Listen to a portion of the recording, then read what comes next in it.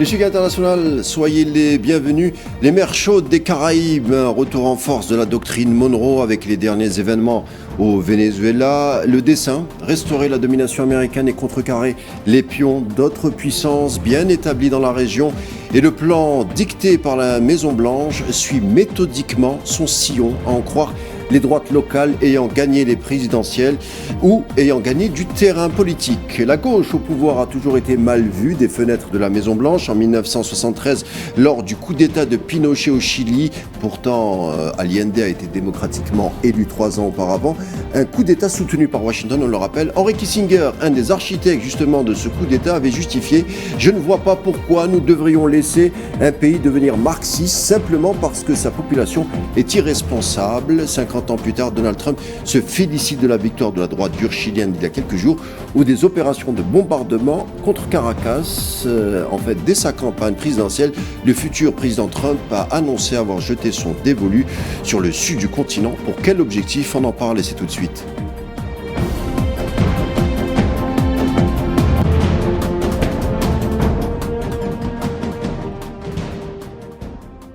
En effet, depuis son retour aux manettes, le président Trump s'est beaucoup mêlé des affaires de politique intérieure d'Amérique latine. Pour quel objectif? Exemple de questions que nous soumettrons à Hicham El Hamissi. Bonsoir. Oui, bonsoir. Analyste en géopolitique et chargé de cours à l'Université de Genève et chroniqueur pour Antithèse et la revue Bastille. Bienvenue. Merci à vous et merci pour l'invitation. Alors, Hicham, vous n'êtes pas sans savoir, bien entendu, des opérations militaires et des opérations de bombardement ayant eu lieu contre Caracas, qui pourraient se poursuivre la nuit prochaine. Trump annonce avoir retiré de force, excusez de l'euphémisme, le président Maduro.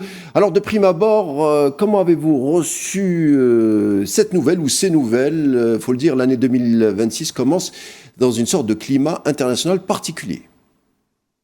La nouvelle, je l'ai reçue de façon assez inattendue. Je n'ai pas pris l'information au départ au sérieux, c'est-à-dire la dimension de kidnapping, avant de me rendre compte qu'il s'agissait d'une nouvelle qui était bien réelle. L'effet de surprise, le rappel d'un certain nombre d'événements qui ont pu se dérouler en fait dans le passé et qui reprenaient un petit peu cette logique qui a été choisie par la partie américaine, mais véritablement une surprise. J'avoue ne pas m'être attendu à un type d'opération aussi osée et avec en toile de fond l'idée que il apparaît très clairement que les services de sécurité vénézuéliens ont été totalement infiltrés pour que cette opération ait été possible. Pour résumer en quelques mots ma réaction. Alors, lors de sa campagne présidentielle, le président Trump avait dit qu'il allait s'occuper, entre guillemets, de l'Amérique du Sud. On met le Venezuela de côté pour un moment. On va parler par exemple du cas de l'Honduras en novembre dernier, lors des élections concernant ce pays et avant la fin du scrutin. Donald Trump avait dit sur son réseau Truth que la démocratie au Honduras sera mise à rude épreuve. Trump a dressé de Washington presque une consigne de vote aux millions d'électeurs honduriens. Trump a dit vouloir souhaiter la victoire de l'homme d'affaires et conservateur. Il s'agit de Nasri Tito Asfoura du Parti national et l'ami de la liberté. Selon Trump, c'est inédit de voir un président américain se mêler aussi profondément des rendez-vous électoraux présidentiels. C'est du jamais vu.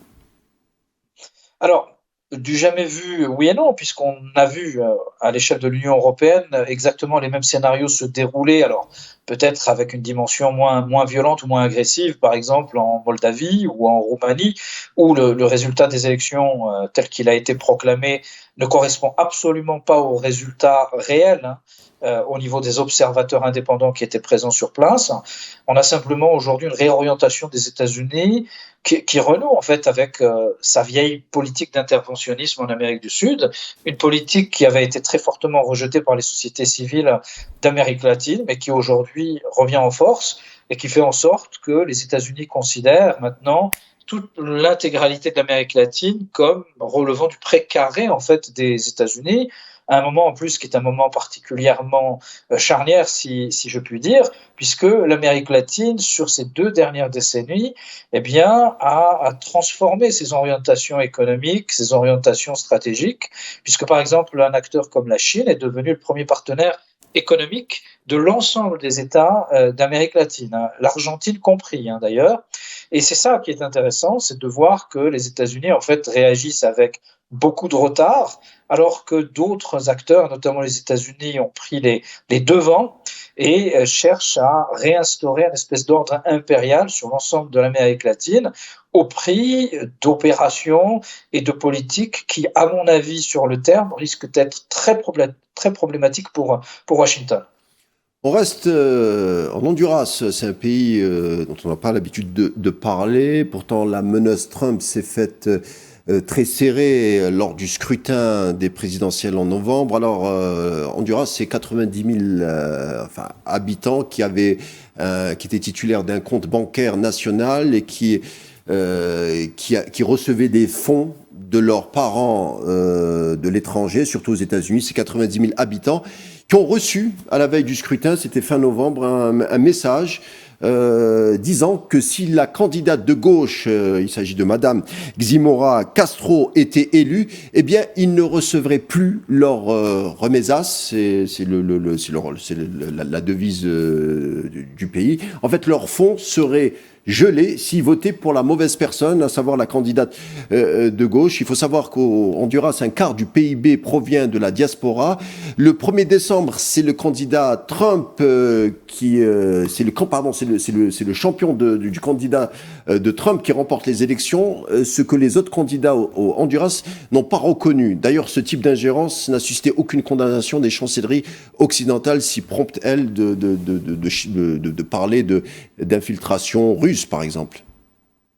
Non, mais là, on a en plus une dimension qui est proprement, j'ai envie de dire, directe. C'est-à-dire qu'on ne se cache même plus derrière des opérations d'intelligence économique, de guerre culturelle, de manipulation. C'est-à-dire que là, on est dans le logique, dans le langage du chantage et de la menace.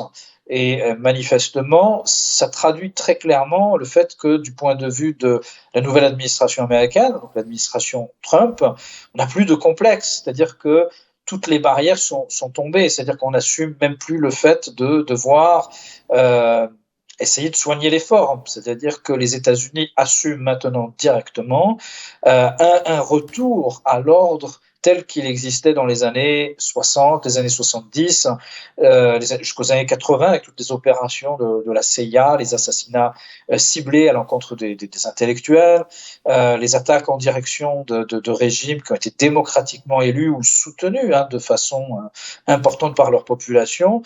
On est maintenant dans ce nouveau paradigme et tout laisse à craindre qu'au-delà du Honduras, à travers la menace et le chantage, au-delà de ce qui vient de se dérouler au Venezuela, qui est loin d'être terminé, et au-delà de ce qui pourrait arriver demain en Colombie, à Cuba, voire même peut-être au Brésil, eh bien, il faut s'attendre à une décennie nouvelle dans la relation entre les États-Unis et l'Amérique du Sud, et plus globalement, une reconfiguration géopolitique majeure, en tout cas, dans la façon dont les États-Unis se déploie à l'international. En Argentine aussi, Trump s'est mêlé des élections. Alors il le dit ouvertement, ça serait soit la victoire de Javier Milei, ou synonyme, lui, d'investissement américain, soit les aides stopperaient si les votants jeteraient leur dévolu sur le candidat de gauche, alors que les sondages disaient que Milei était en retard. Javier Milei a finalement remporté l'élection avec une avance confortable sur son opposant péroniste. Le Mexique, lui, est régulièrement menacé par Washington. On parle même d'intervention au nom de la lutte contre le trafic de drogue. Le Mexique s'est vu imposer des taxes de plus de 25% sur ses exportations. Si on ne change pas de cap à Mexico, la pression risque d'augmenter. Au Brésil, même credo, le pays avait vu s'abattre les plus fortes taxes douanières, à l'exception de la Chine, plus 50%. Trump est allé jusqu'à demander la relaxe de Javier Bolsonaro, l'ancien président accusé de coup d'État. C'est une autre histoire. Le message de Trump est simple, Hicham Lehami. Si vous me tenez tête, vous risquez, avec votre pays, avoir de gros ennuis.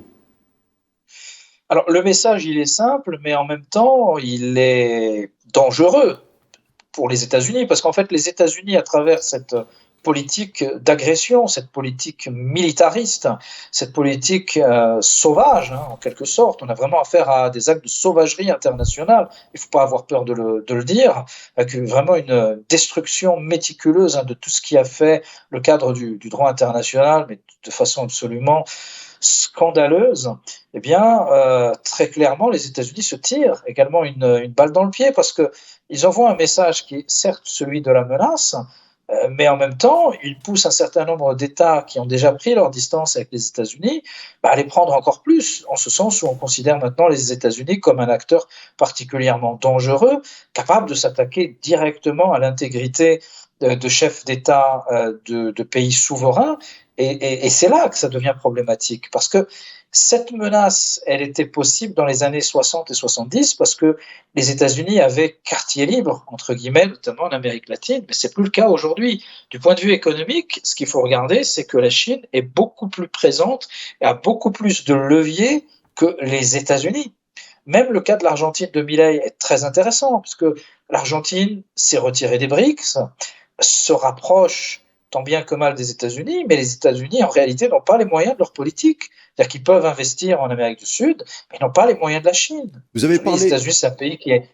Vous avez, parlé, pardon, vous avez parlé de la Colombie tout à l'heure, de Gustavo Petro, qui est présenté par Trump comme un acteur, lui aussi, un acteur clé dans le trafic de drogue. Le président colombien de gauche, qui doit assurer jusqu'en mars 2026 la présidence de la CELAC, c'est la communauté d'États d'Amérique du Sud, qui a déclaré le 10 décembre dernier « Je suis le président de la CELAC, mais la CELAC ne sert à rien. Je suis son président et je ne sers à rien. » Il regrette, lui, l'absence de réaction des pays de la région face aux attaques trumpiennes.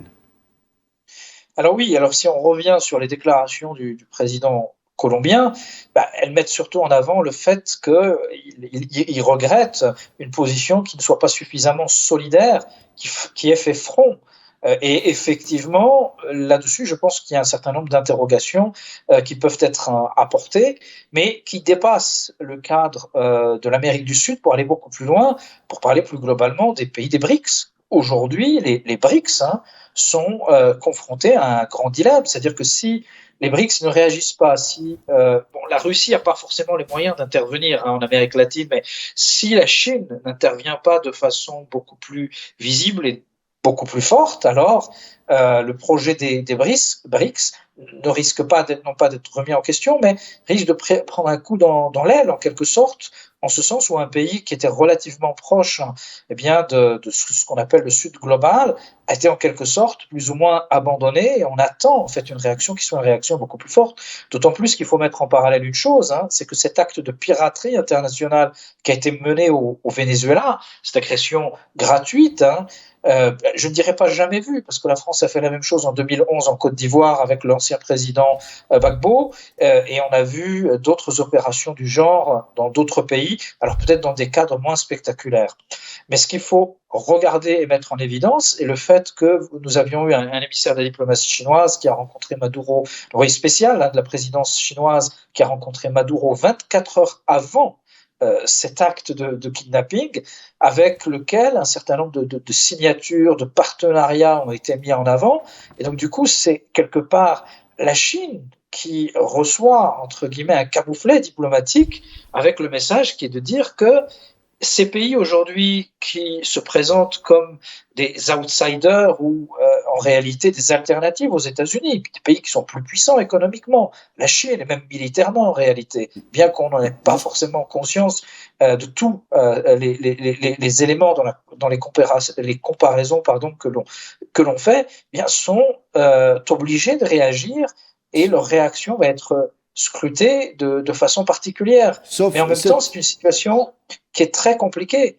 Pourquoi ? Parce que cet acte de kidnapping ce n'est pas simplement une agression militaire qui est menée de la part des États-Unis au Venezuela avec une guerre sur le terrain et au final, le système institutionnel qui s'est écroulé, puis la capture d'un président. Non, là, on a affaire à une opération de renseignement hallucinante qui interroge sur le système de sécurité vénézuélien. Ce qu'il faut regarder, c'est que tout le système sécuritaire qui était chargé de la protection du président Maduro a été entièrement acheté, en fait, financièrement, par la CIA, des premiers éléments que nous avons. Et du coup, quel que soit le système de protection que vous mettriez en place, si vous êtes trahi par vos plus proches, et c'est ce qu'on a vu dans d'autres pays, on a vu en partie cela en Iran, on a vu cela sur d'autres terrains, notamment au Liban, vous ne pouvez rien faire. En Syrie, par exemple, lors de la chute de l'ancien régime syrien de Bachar al-Assad, il s'est déroulé exactement la même chose. Un certain nombre d'officiers des pays du Golfe ont racheté quasiment l'entièreté, si j'ose dire, de l'état-major syrien qui n'a pas du tout combattu. Il y a ces éléments-là à prendre en considération. Je voudrais qu'on revienne justement sur cette rivalité avec Pékin. C'est une rivalité qui est assumée par Trump et qui prend pour théâtre l'Amérique du Sud. Et justement, ça figure dans le document de stratégie de sécurité nationale publié par la Maison-Blanche. C'était le 5 décembre dernier. Alors, on assume le retour de Washington dans son arrière-cour. Il le dit, ça figure dans le document en question. L'Amérique doit rester le pays le plus fort, le plus riche, le plus puissant, le plus prospère. Les décennies à venir, nous comptons bien y opérer. La visée impériale et assumée, l'Amérique du Sud doit participer en quelque sorte à la reconstruction des États-Unis d'Amérique. C'est un message aussi larvé en direction de Pékin qui on le sait, investit, vous l'avez dit, qui investit beaucoup dans la région. Exactement. La Chine, Pékin est devenu le premier partenaire commercial de l'ensemble du continent, avec en plus des projets structurants particulièrement, importants. Notamment au niveau des chemins de fer, le doublement le doublement du percement du canal de Panama, par exemple. On a des opérations en la matière qui sont très ambitieuses et qui placent véritablement la Chine comme un acteur central. Aujourd'hui, même l'Argentine de Milei, qui peut vociférer, crier dans tous les sens, est obligée de composer économiquement avec la Chine et est entièrement dépendante en réalité des importations chinoises. C'est ça qui est intéressant. Mais finalement, est-ce qu'on ne découvre pas finalement le noyau dur d'une doctrine américaine? On a évoqué la doctrine Monroe, dont les principes sont repris par le président Trump. Alors James Monroe, président républicain, dont le mandat s'effectue en 1823, qui considérait, lui, l'Amérique du Sud comme une zone d'influence, en bannissant à l'époque toute nouvelle intervention européenne. Je reviens à ce document de la stratégie nationale du 5 décembre.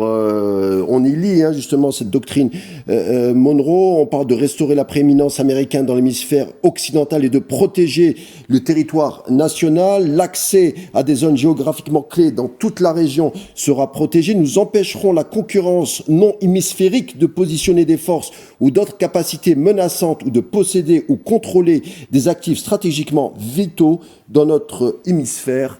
C'est paru dans un document officiel. La Chine est désignée dans la plupart des paragraphes, mais jamais citée nommément.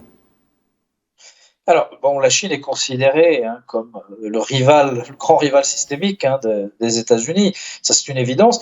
Mais ce document auquel vous faites allusion, et qui revient un petit peu sur la stratégie américaine dans son déploiement international, est très intéressant, en ce sens où il est très clairement fait mention de ce qu'on appelle la doctrine Monroe. Alors, doctrine Monroe, qui date du 19e siècle, 1823, à l'époque du président Monroe, qui s'inscrivait dans une logique très différente de ce que l'on entend aujourd'hui. La logique, c'était de dire que les États-Unis vont faire dégager les puissances européennes, c'est-à-dire l'Espagne, la France, le Royaume-Uni, de toute la sphère en fait des deux Amériques, et les États-Unis deviennent entre guillemets les grands gendarmes de ces deux Amériques, tandis que dans toute la partie XXe siècle, la doctrine Monroe était plus comprise comme le fait que les États-Unis intervenaient tel qu'ils le souhaitaient, vraiment dans une logique offensive, et plus particulièrement lorsqu'on a eu cette phase dite de la guerre froide, bien ça s'est accompagné d'une politique particulièrement agressive, de coups d'État. On peut se rappeler ce qui s'est déroulé le 11 septembre 1973 et non 2001 au Chili, avec le coup d'État de la CIA contre Salvador Allende qui perdra la vie, tous les dizaines de milliers d'assassinats ciblés qui ont visé des hommes d'église,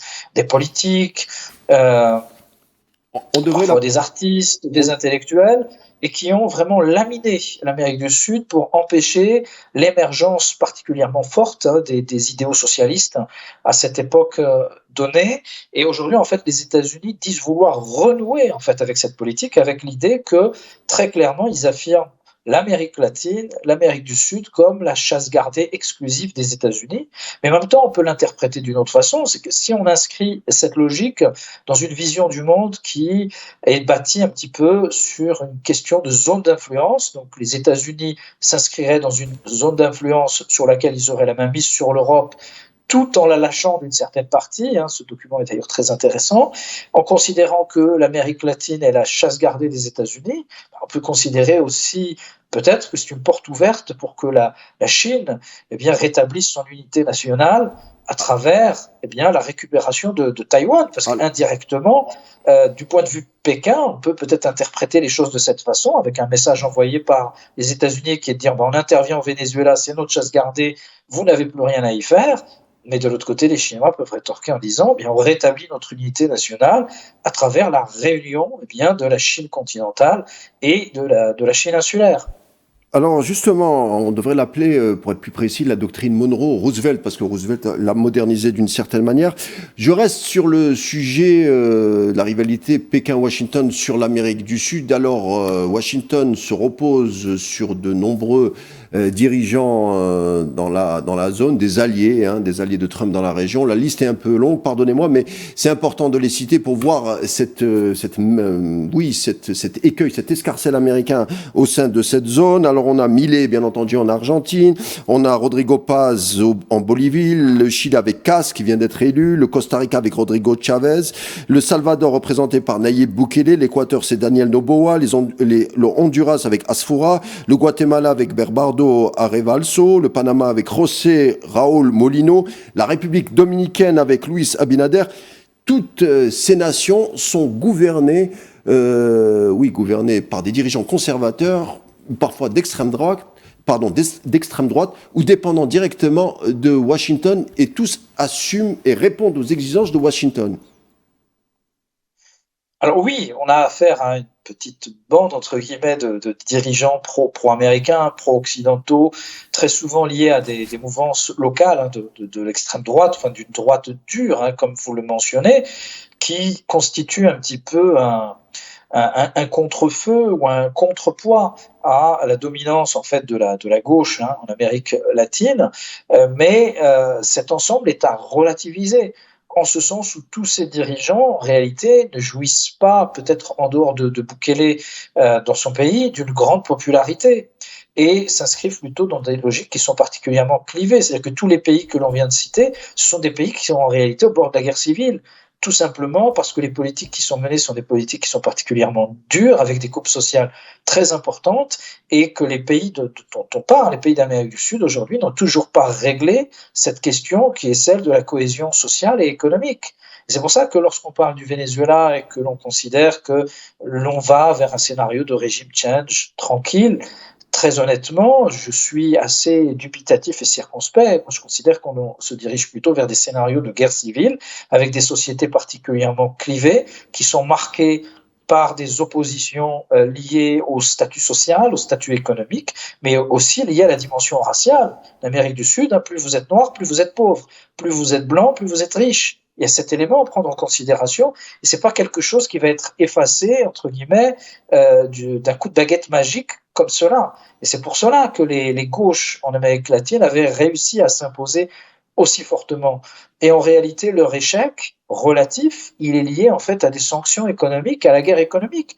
Un pays comme le Venezuela, qui est le pays qui dispose des ressources pétrolières les plus importantes au monde, n'a pas pu les exploiter comme il le souhaitait, tout simplement parce qu'il faisait l'embargo d'une guerre économique et d'un embargo sauvage de la part des États-Unis qu'il n'a pas su dépasser. C'est ça en réalité, même si on peut parler d'erreur économique dans la gestion d'un État qui est resté un État rentier également. Hicham, on arrive à la fin de notre émission. Dernière question. Bon, aujourd'hui, on a vu des images de soutien à l'endroit de Nicolas Maduro au Venezuela. Alors, ma dernière question. En 2026, des nouvelles élections interviendront dans des pays clés de la région. Le Brésil en octobre, la Colombie, c'est en mars et mai, Costa Rica en février, le Pérou en avril. Deux de ces pays, à savoir le Brésil et la Colombie, défendront un bilan de gauche. On s'attend à ce que Trump accentue une forme de pression sur ces candidats qui vont encore se représenter. Ah oui, non, mais tout à fait. On est aujourd'hui dans une logique de guerre informationnelle, de guerre culturelle qui est menée très fortement de la part des services américains sur place, qui ont des relais très importants. Mais comme je vous l'ai dit, quel que soit le résultat des élections, même si les résultats pourraient être forcés et même si les politiques qui ont été menées pour discréditer un certain nombre de gouvernants en place parviennent à réussir d'une certaine façon en retournant les populations, parce qu'il faut prendre en considération qu'il y a vraiment un gros travail qui est fait en ce sens, et que même si la population à l'initial apportait plutôt un soutien aux régimes qui ont été cités, il y a vraiment tout un travail, une espèce d'ingénierie sociale particulièrement forte, mais qu'à terme, même les nouveaux dirigeants qui arriveraient au pouvoir et qui seraient issus justement de ce soutien américain seraient confrontés à cette problématique économique et sociale qui n'a toujours pas été réglée jusqu'à aujourd'hui en Amérique latine. Merci Hicham Lamisi, analyste en géopolitique chargé de cours à l'université suisse EMF de Genève et chroniqueur pour Antithèse et la revue Bastille. Merci pour vos explications et je vous dis à bientôt. À bientôt. L'échiquier international est fini pour aujourd'hui. On se dit à demain. Excellente soirée à tous.